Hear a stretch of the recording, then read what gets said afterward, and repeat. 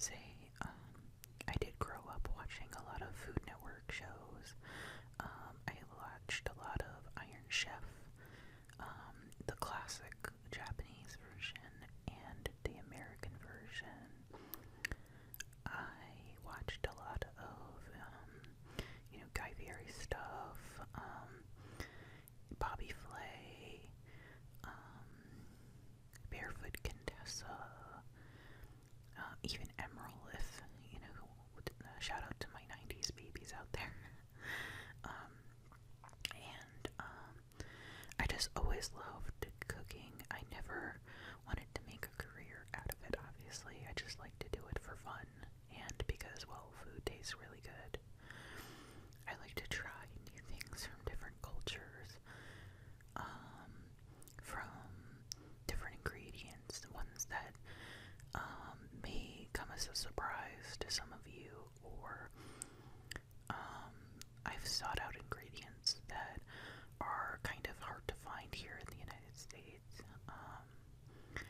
I think some of my favorite places to find ingredients are local Asian markets, or even like the Spanish markets, Indian markets. That's where all of the good stuff is.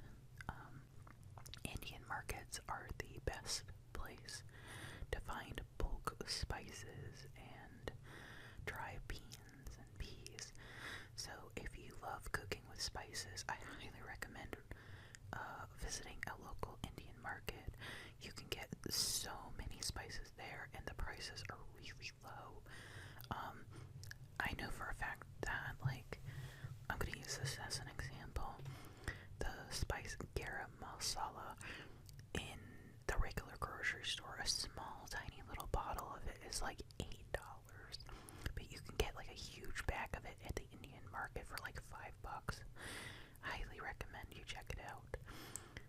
I also recommend, if you live next to an H Mart, which is the Korean market, there's also I wouldn't be able to pronounce it, but there's a really well-known chain of Chinese markets that are around, and they carry amazing selections of all sorts of ingredients from all different parts of Asia, and even in India.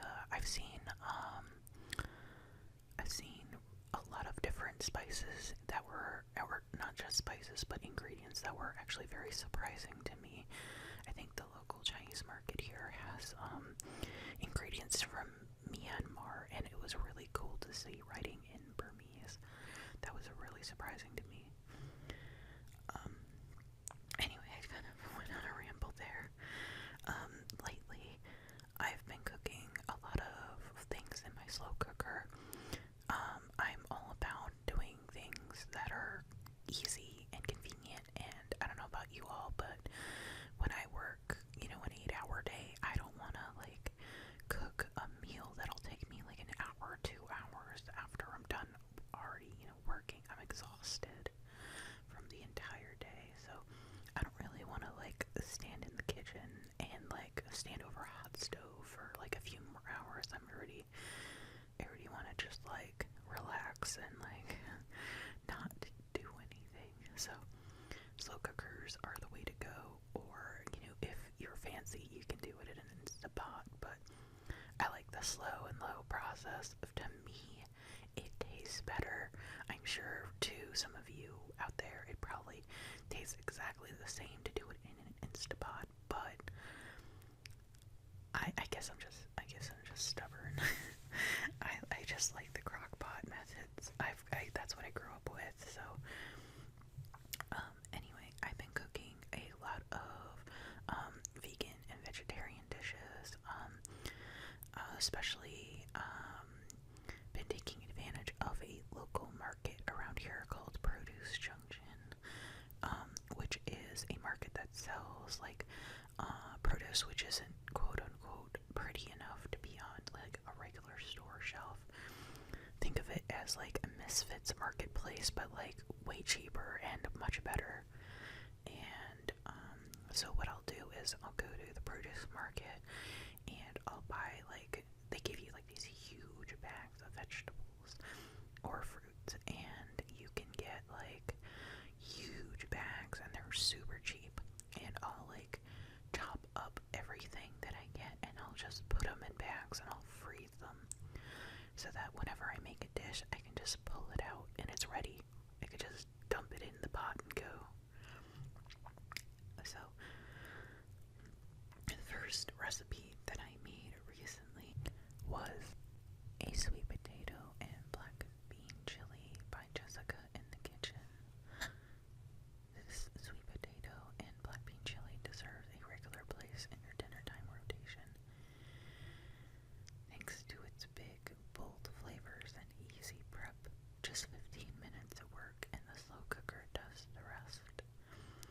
Yes, my friends, amazing meatless chili does exist. If you're looking for a vegan chili that packs in some extra cozy vibes, I think this sweet potato and black bean chili is the one. There's just something about that sweet potato. Not only does the sweet potato add great flavor to the chili, it also adds a fabulous creamy element. This is somewhat unexpected in a chili recipe, but very much welcome. Black beans are always delicious, while quinoa replicates the ground beef texture and adds some extra protein to the mix. It is hearty and filling. The combination of sweet potatoes, black beans, and quinoa make this chili a satisfying meal. No need to add anything else on the side, unless you really want some cornbread. This has loads of flavor with the garlic and all those herbs and spices. The chili is bursting with flavor. It's also excellent if you love a spicy chili. Perfect for meal prep. The sweet potato and black bean chili phrase as well makes for an easy dinner option on busy days. Notes on the ingredients: vegetable broth, quinoa, black beans, diced tomatoes, bell peppers, carrot, onion and garlic, chili pepper, herbs and spices, which include chili powder, cayenne pepper, salt, ground black pepper, ground cumin, and oregano, corn kernels, canned, fresh or frozen, sweet potato, and toppings of your choice, which could include avocado, green onions, additional carrot, and vegan sour cream. In order to make this dish, you combine the first few ingredients, which is, all you do is you stir together the broth, sweet potato, quinoa, black beans, and tomatoes in a slow cooker. Stir in peppers, carrot, onion, and garlic, and add the seasonings and stir again. All you do is then turn on the slow cooker, and then you can cook it for just 2.5 hours on high, or from 5 to 6 hours on low. I personally do it on low because I'm all about low and slow, and by the time that the chili's done cooking, I'm basically done with work, and my house smells amazing. You can dice the vegetables evenly, which will ensure that all the vegetables cook evenly and thickly tender by the time your sweet potato and black bean chili is ready to serve. Monitor cooking times. Depending on your slow cooker, the cooking time may vary. You have to keep an eye on your chili. It's basically done when the sweet potatoes and quinoa are tender. You can also make it on the stove top if you don't have a slow cooker.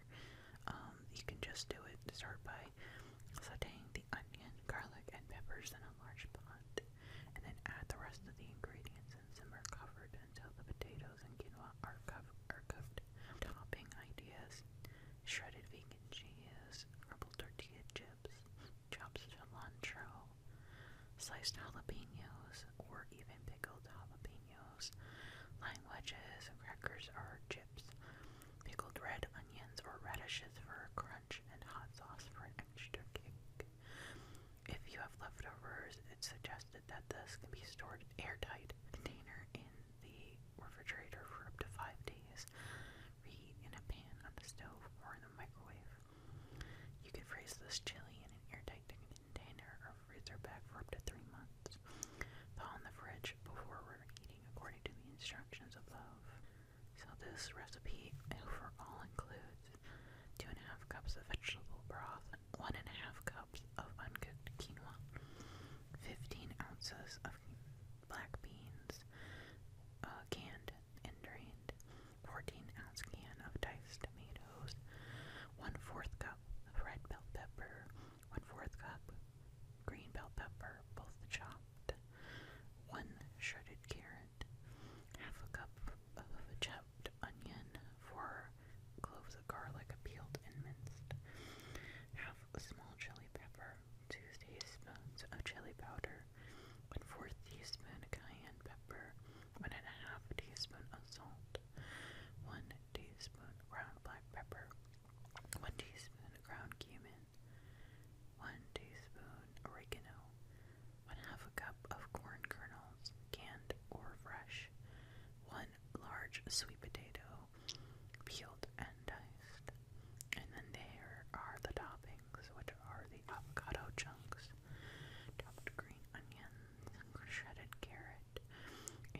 there's even a recipe for vegan cashew sour cream, but honestly, you would be just fine buying it from the store if you have access to the store-bought kind. It's just way easier, and if you're lazy like me, you don't really want to, make that. But if you do, all you need is a half cup of soaked cashews, and the cashews need to be soaked in the water overnight. I don't know about you, but I don't have time for that. 3 to 4 tablespoons of water, a splash of apple cider vinegar, half a teaspoon of fine sea salt, and 1 teaspoon of lime juice. That's so much work. I am not interested in that process, but the slow cooker process sounds so easy, right? It's just you dump all you have to do is chop up the vegetables and just dump them in the crock pot. And if you're like me, who went to a produce junction or any grocery store, got your ingredients beforehand and already had them chopped, well then, all you really need to do is just like dump them in the crock pot, and that's it. It just it's so easy at that point, and then it cooks itself. Okay, so let's see, what other things have I made recently? I can talk about what I made this morning. I made a gochujang tofu fries with spicy aioli. This is not a slow cooker recipe. This is a recipe that was written by Brown Girl Vegan, and I had to tell you all, it was really good. Like, my house smelled amazing after I made this. Weekends are a little bit, I have way more free time to cook on the weekends as opposed to on the weekdays, so I've had the ability to have this come together, and I'll be honest, it really did not take me very long to do, and I'll tell you why. So usually with tofu, you have to press, and the pressing process can take a long time. Something I learned from watching a lot of chefs on YouTube is you can actually skip the tofu pressing process by removing the water in the tofu via reverse osmosis.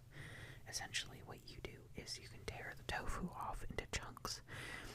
You put it in a pot of boiling salted water, and then you let the tofu sit in the water while it's boiling, and essentially the salt in the water removes the moisture from it inside of the tofu, and then when you drain it, it actually, like, believe it or not, the insides are dry. The outsides are going to be a little wet, of course, because they were just in water, but like, when you fry the tofu after that, I kid you not, is so crispy. They had the best texture of any tofu I've ever had in my life. I swear up and down the street by it. Try it yourself. You will be a believer, I promise. So this recipe is crispy, spicy, addictive, high protein gochujang tofu fries paired with a spicy aioli. And what I did was I used a whole block of extra firm tofu, half a cup of cornstarch, or you can use potato starch, half a teaspoon of salt, black pepper, a teaspoon of garlic powder, and you need a neutral oil for frying. I personally love avocado oil. That's my favorite, but you use whatever you have.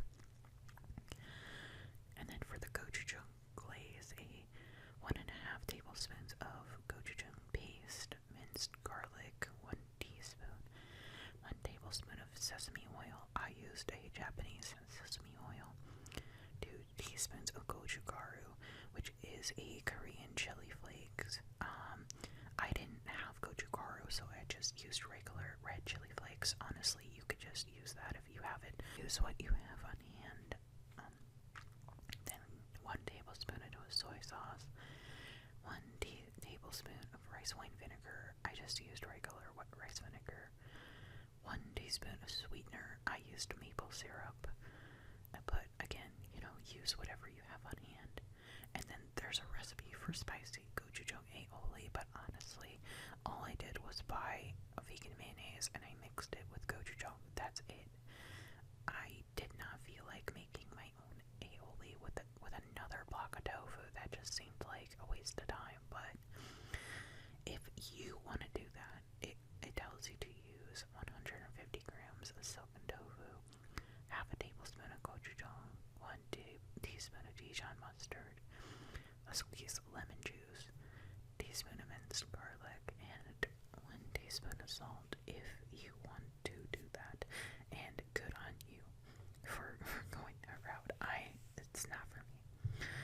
But the recipe itself was so good. I am definitely making it again. Last night, I made a vegan cauliflower soup. This recipe was written by a website called asweetalternative.com. This is written by Jennifer Bell.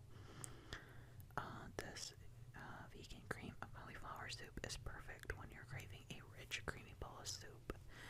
It's filling, easy to make, and delicious.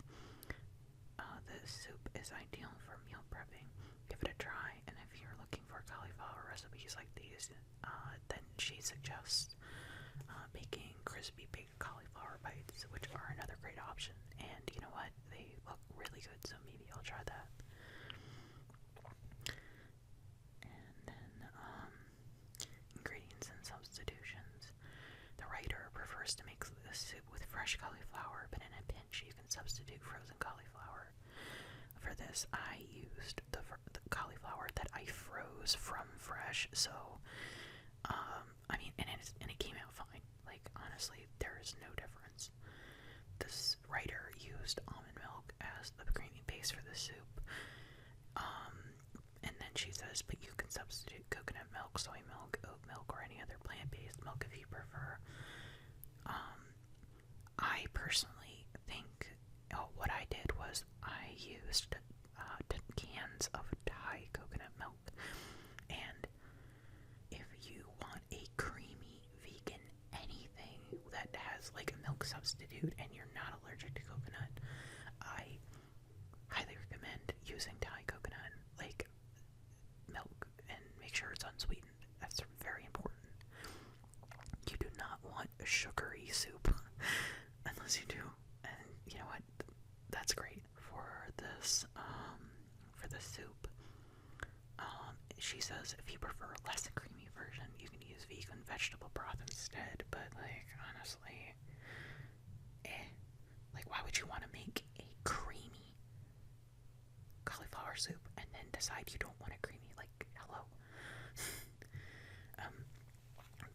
The writer said, I want this vegan cauliflower soup to be filling, so I included potato in the recipe in addition to cauliflower. The carbs from the potatoes make the soup feel like a full meal. If you prefer a lower carb soup, you can substitute turnips instead of potatoes. I did potatoes. I'm sure the turnips would taste just as good, honestly. The soup calls for nutritional yeast, also known as nooch, an ingredient commonly used in vegan cooking. Nutritional yeast has a satisfying, quote-unquote, cheesy flavor that complements the other flavors in the soup nicely. If you're not a fan of nooch, then you can admit it, but honestly, like, it made it taste amazing. I do not think you should admit it, or omit it, but you know what, like, hey, you know, it's your soup, you do whatever you want.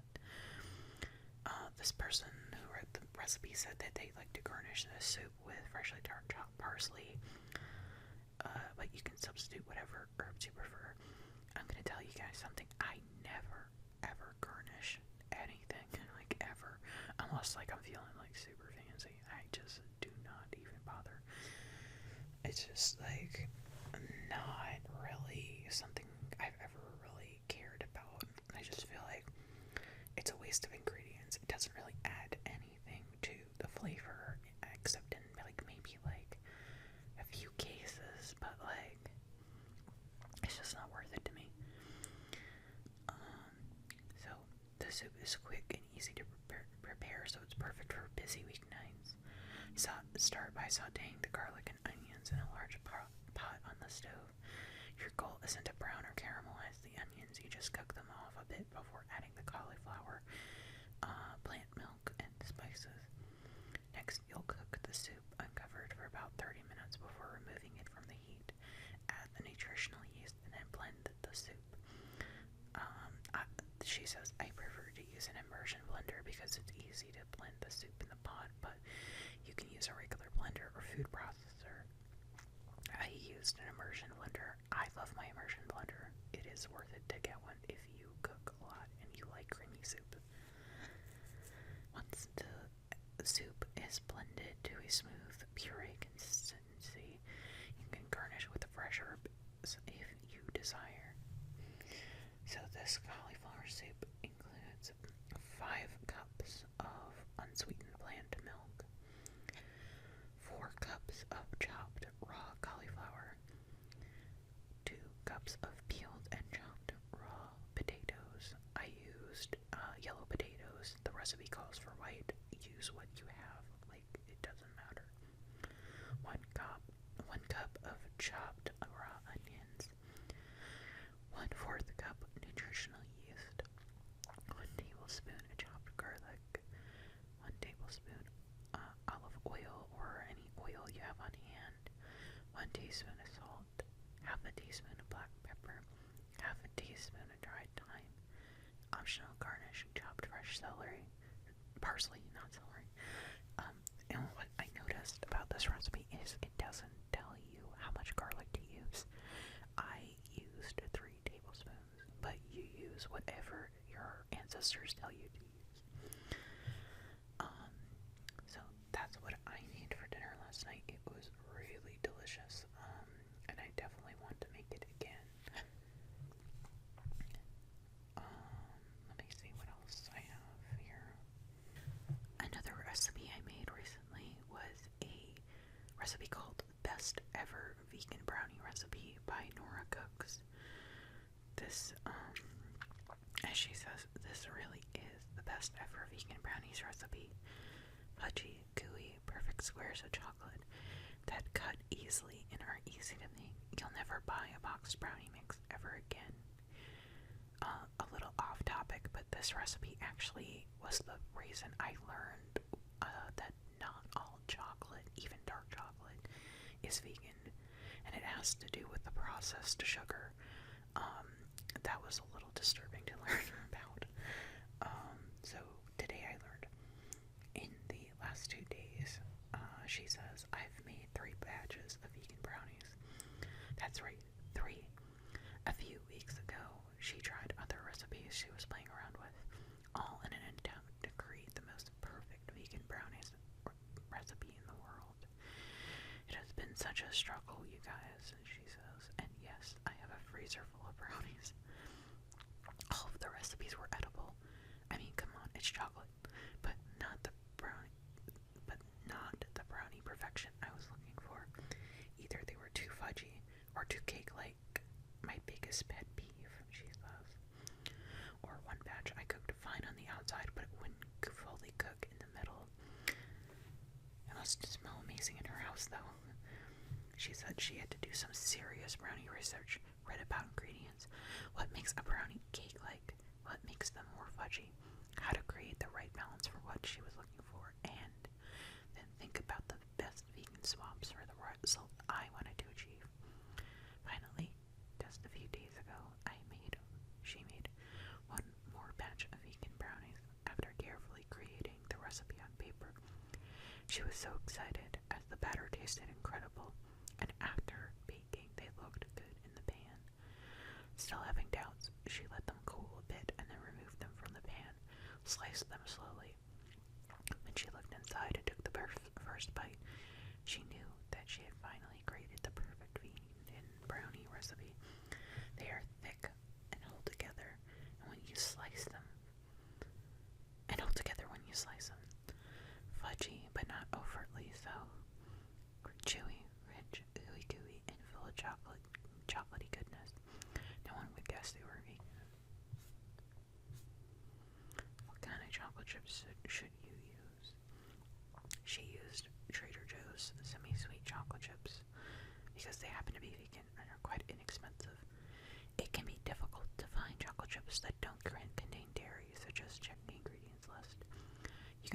also use your favorite chocolate bar and chop it into pieces.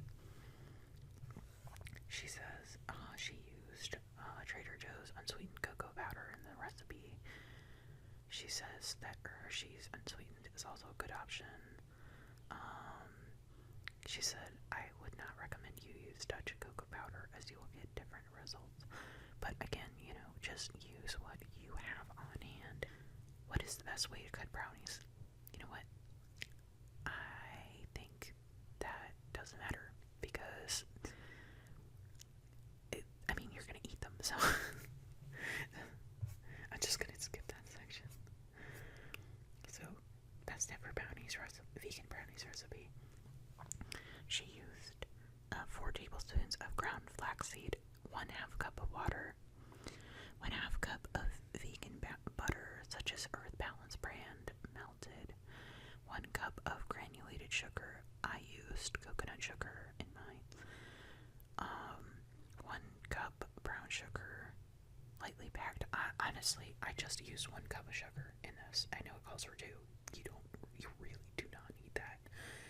1 tablespoon pure vanilla extract, 1 cup of all-purpose flour, 1 cup unsweetened cocoa powder, 1/2 teaspoon salt, 1 teaspoon baking powder, and 1 cup non-dairy chocolate chips or chocolate pieces that are chopped. So this was actually the first recipe I ever made that used flaxseed instead of eggs, and honestly, I could not tell. I genuinely could not tell that there was no egg in it. The flaxseed, essentially what you do is you mix the flaxseed with water and you wait like a few minutes. I want to say maybe 10-15 minutes, and the flaxseed will absorb the water and it will be like a binder, just like an egg. And what's crazy is flax seeds also have omega-3s in them, so they're really good for you. They have a lot of fiber and they're just overall good for your health. I'm not saying that the brownies are good for your health. I'm just saying the flax seeds in general are a little bit better than eggs. And also, this is really good to know, in case you have like an egg allergy, or you're trying to avoid eggs for some reason. So just good to know that there are some alternatives, and thinking about that. So I'm trying to think of anything else in terms of what I made recently.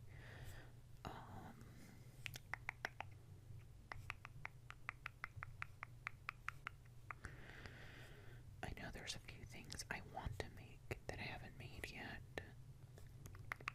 Maybe I can read a recipe about something I want to make. Yeah, I think I'm gonna do that. Let's see. Oh, I made this one. This is a tomato miso roasted eggplant, and it was also very good. This is from a website called cookedandloved.com. This was written by Irina Macri, and she writes, this recipe was inspired by the Japanese miso eggplant. This healthy and delicious recipe features soft, creamy, oven-roasted eggplant topped with umami-rich tomato miso.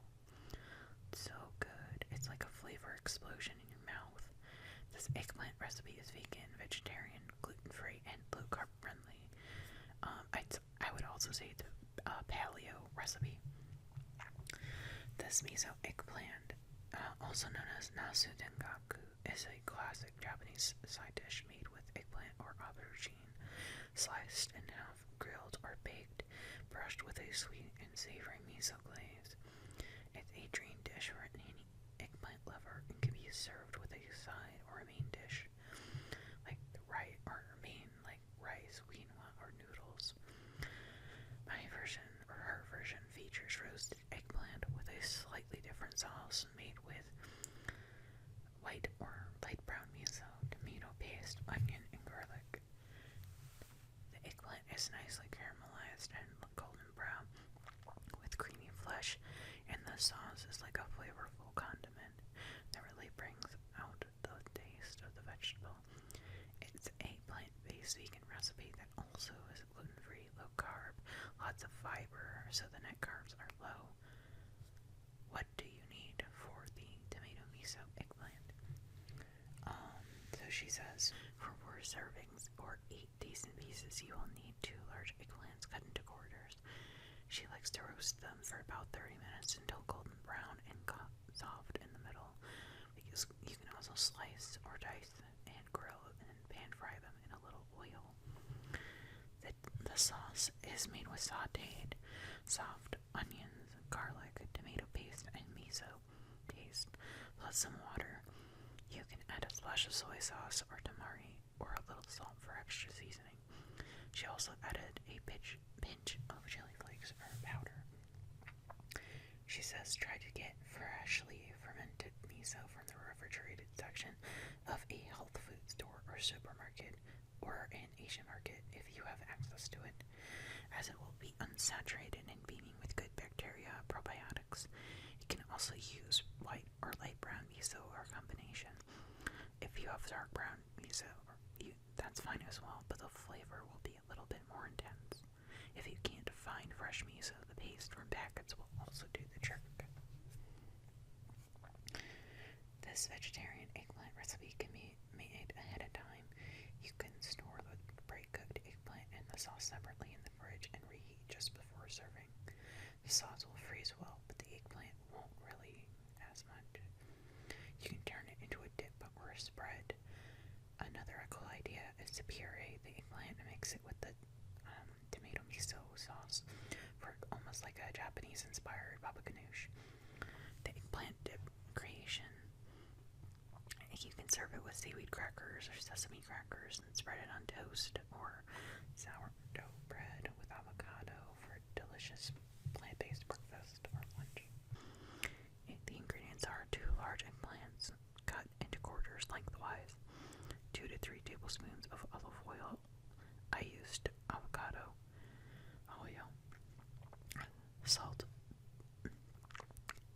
for the tomato miso sauce, 1.5 tablespoons of avocado oil or olive oil or coconut oil, 1 medium onion finely diced, 3 cloves of garlic, 2/3 cup of water, a tablespoon of tomato paste, 1 pinch of red chili flakes, a tablespoon of fermented miso.